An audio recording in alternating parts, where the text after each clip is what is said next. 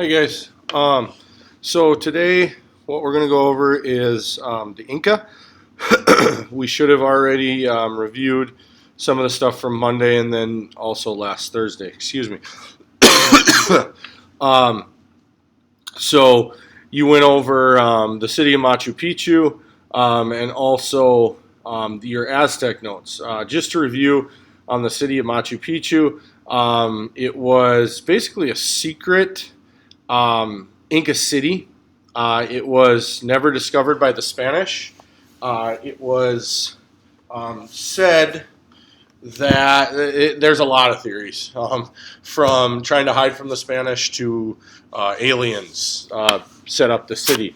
It was eventually discovered in the early 1900s, or late 1900s, and it became, one of those mysteries that you hear about, like Atlantis or Bigfoot or something like that, that was actually found to be true. Pretty cool. Where finding it way up in the mountains and being able now to actually go visit it. If you would like, it's kind of it's a tourist trap now. So Machu Picchu, very important in history because of the constant search and eventual discovery of it. So back to the Inca society and the history of the Inca. I will start our slideshow here. So the Inca, another society very much like the Aztecs, except for they were in South America, where the Aztecs were more in Central and even North America and Mexico.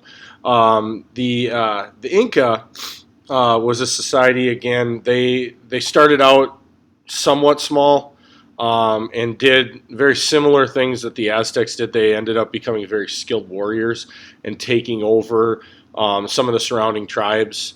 There's a few differences, though, between the Aztec and the Inca. One, the Inca they didn't treat the other people around them as harshly as the Aztecs did. They tended to leave those people alone as long as they followed Inca law.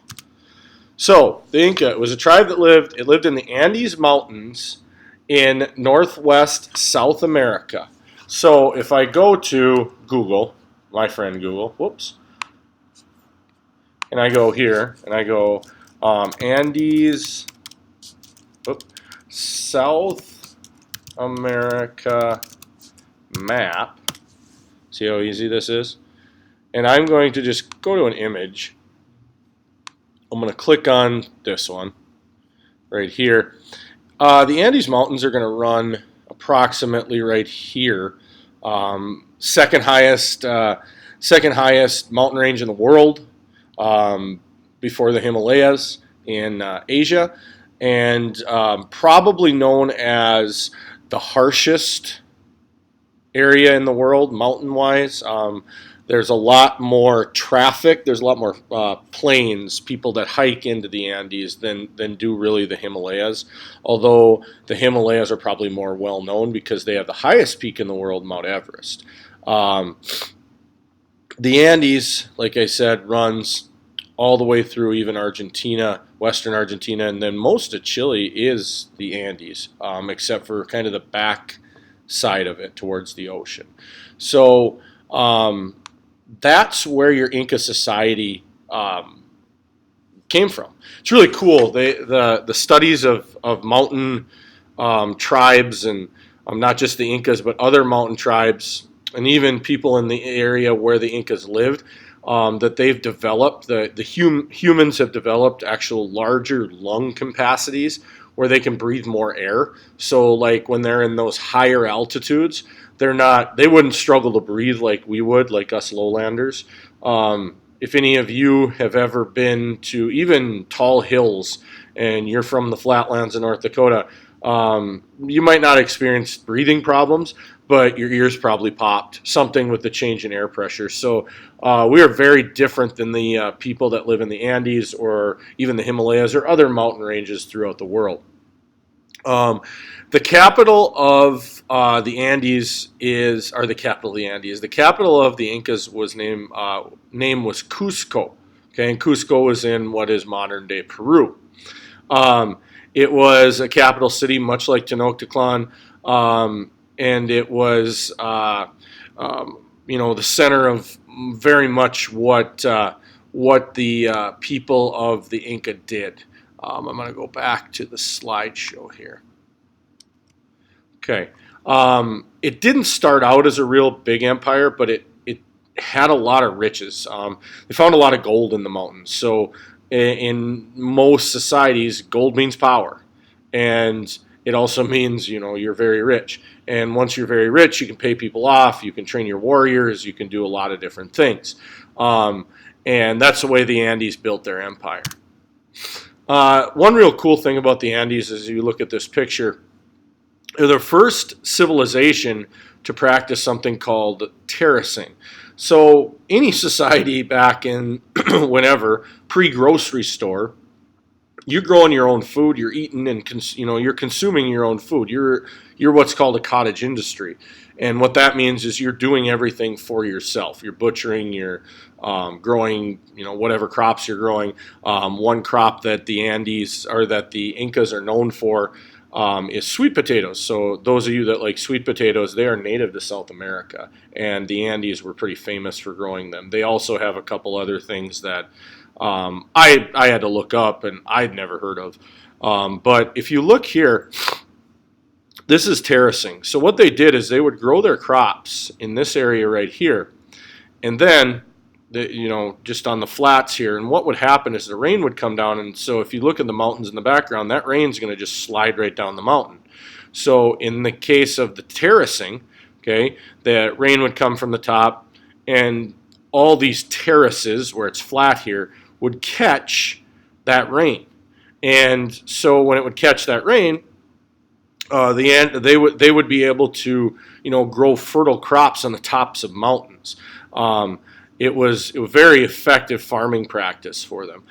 You can also see some things at the top here. The Andes were also known for their canal system, or their way they piped water in. So the rain comes down, this building right here would catch it, and you can kind of see the pipe here running down, and it would run down to the city or the village right here. So they would have water.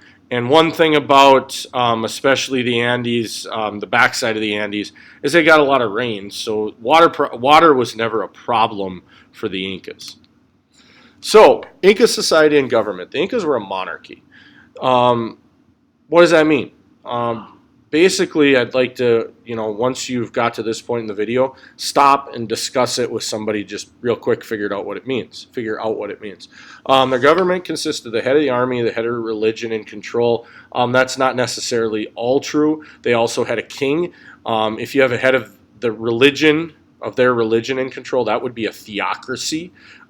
Head of the army, if he was in control, would be totalitarianism. There's some other names for it, but that's one of them. So it was a monarchy, and you got to kind of figure out what does it mean and who was in control.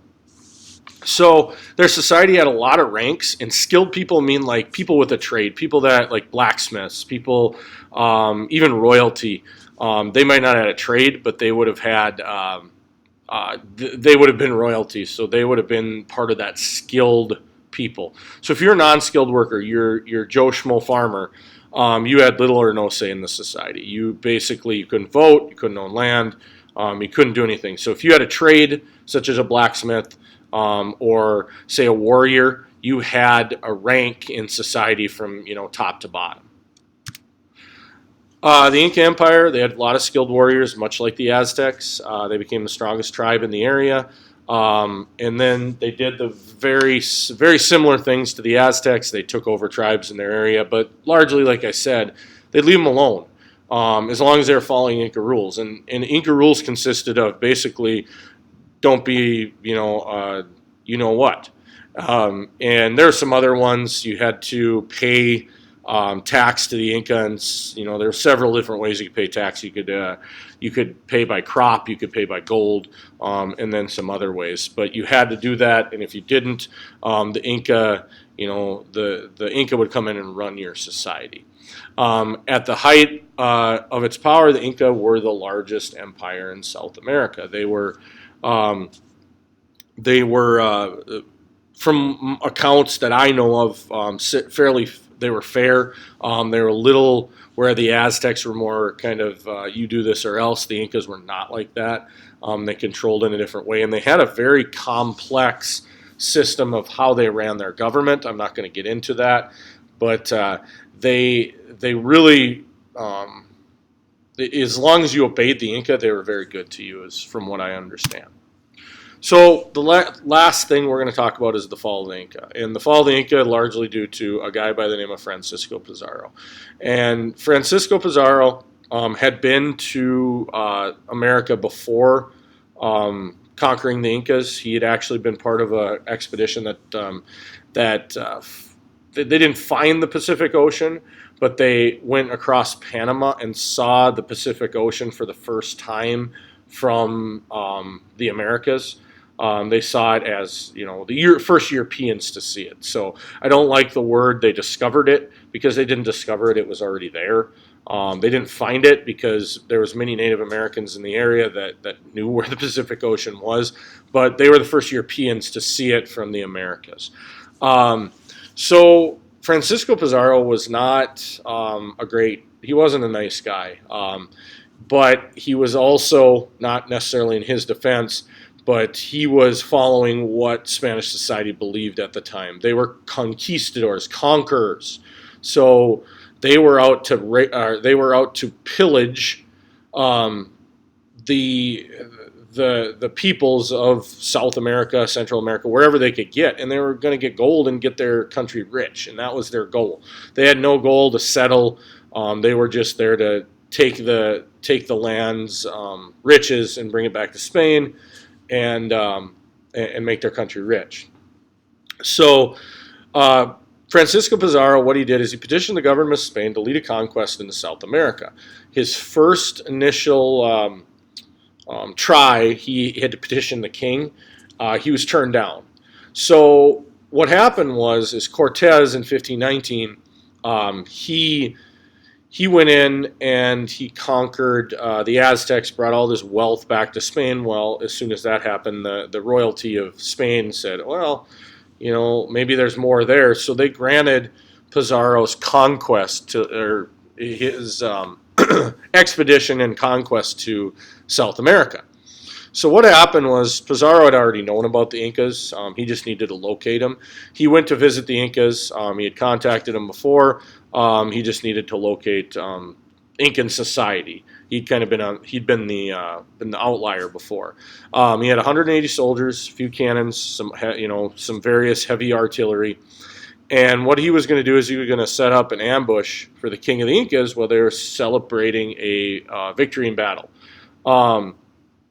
And so what happened is he went in, made buddy-buddy with the king and some of his insiders, and ended up kidnapping the king and holding him for ransom. And basically what he said is, you pay me, the king begged for his life. He offered to pay him, vast gold and riches of his kingdom, and basically that's what happened. All these people brought gold and riches from all parts of the Incan society. What it said is it was around, even in that era, it was equivalent to $30 million. So this is in the 1500s. Think of what that $30 million would have meant today. I mean, I don't know the exact figure, but it would have been a lot more. So Pizarro gets, the king pays for his ransom, and Pizarro takes the ransom, and promptly what he does is he puts the king on trial for killing some Spanish while they were skirmishing. He also puts on trial the king for doing other various things to the Incas, and he kills the king. He actually hangs them. The Spanish try him. There is no trial, but they say there's a trial, and he has the choice of being burned alive or hung. Well, he chooses hanging because one of the things the Aztecs are known for is mummification, and he was hoping by the hanging that he would be able to be mummified because they believe that once when they're mummified, they pass through to their other realm. So he was hoping by being hung that his body would be preserved. So the fall of the Inca continued. Pizarro promptly after conquering the Incas, because once the king was gone, the society really fell, and smallpox had a large part in this society falling too. Pizarro claimed himself governor of the new Spanish territory, which was the old Incan territory, in 1533. Pizarro was not well liked, not even by his own people. He was very harsh. He wasn't a very good ruler, and eventually, I said it didn't last long. I guess it lasted for 8 years. Pizarro was assassinated by the king's brother. Came in, broke into his fortress, and assassinated him. So that was the end of Pizarro and the Incas. The Incas are a society that, much like the Aztecs, there's still a lot of remnants of the both societies around. There's still technically Incan people that live in Peru, and they say almost 3/4 of Peru is descendants of the Incas. So it's this huge influence in modern day Western South America. All right, guys, that's the end of your slideshow. Please fill out the worksheet as you go, and make sure that you turn it in. All right, thanks.